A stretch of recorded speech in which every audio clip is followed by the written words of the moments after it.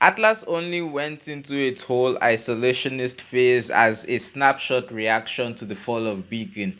So I have just one question.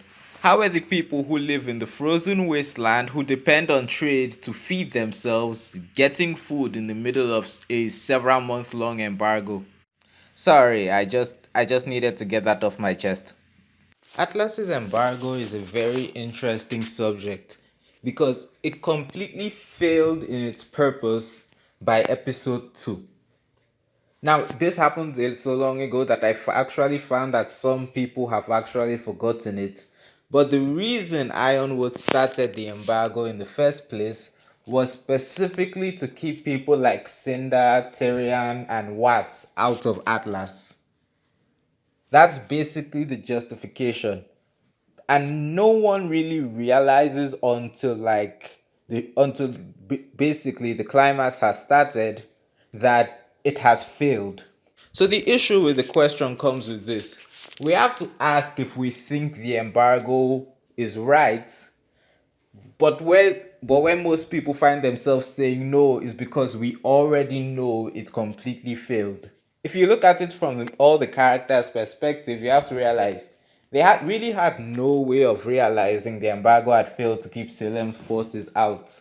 And Vegeta, you're both getting the beat, and Vegeta's an imitation. We're fusing, we got a latest light of justice, about to spine you super scenes. You defeated every blade of judgment, cutting all you cretins into pieces while we grow the cosmos. Which is personally why I do think Ironwood was right to hold it. But here's another major issue with the embargo. We don't know. Atlas's security is shit. Like I'm just gonna. I'm not, no, there's no beating around the bush. They did one good thing in Volume 2 that was immediately retconned out of existence, and then they just fail all the time. It's I don't even know.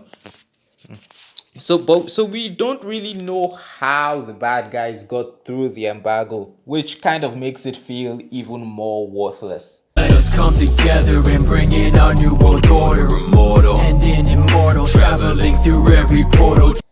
How did Tyrion and Watts get through everything?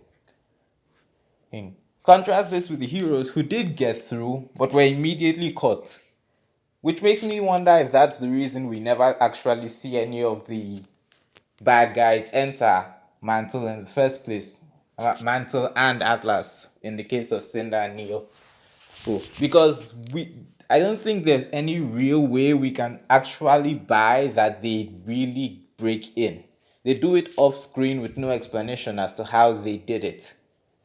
Who wants to bet they use the illogical hole I've been complaining about for the last several weeks? Anyway, yeah. So the embargo is a security measure that failed before anyone realized it failed, and in a way that we don't really know how it failed. This is why I think most RWBY fans seem to only see it as a unilaterally bad thing without realizing exactly why Ironwood went to the trouble of holding it. To be fair, before Volume 7 actually aired, I thought that it was because he was worried they were at war with everyone else. I acknowledge I was wrong. And there's that whole marriage vow thing. For better or worse. Yeah. For better or worse.